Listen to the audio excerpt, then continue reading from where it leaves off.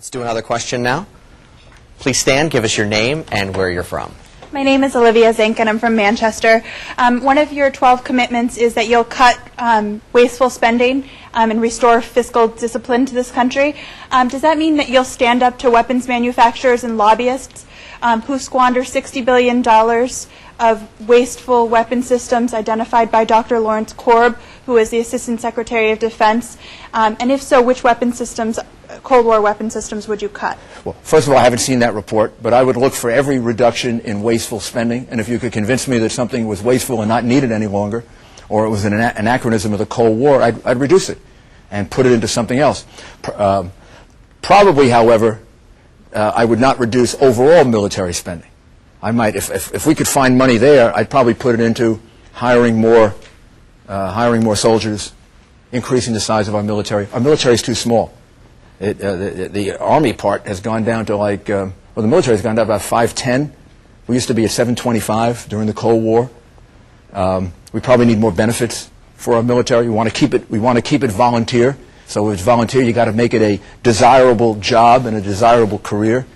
So sure, I'd look for every savings I could of wasteful weapon system, but probably I'd reprogram that money into other military spending.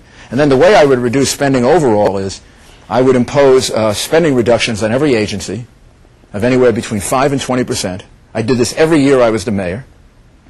And I would take advantage of the fact that 42% of federal civilian employees are going to retire in the next 10 years.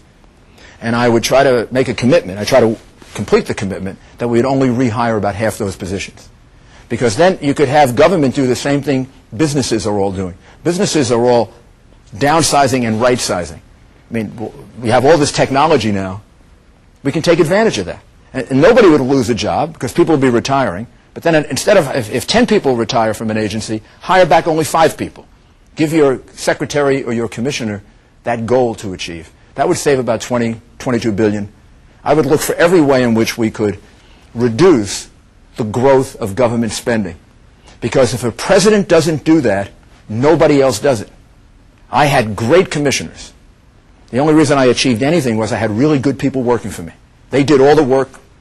They should get all the credit.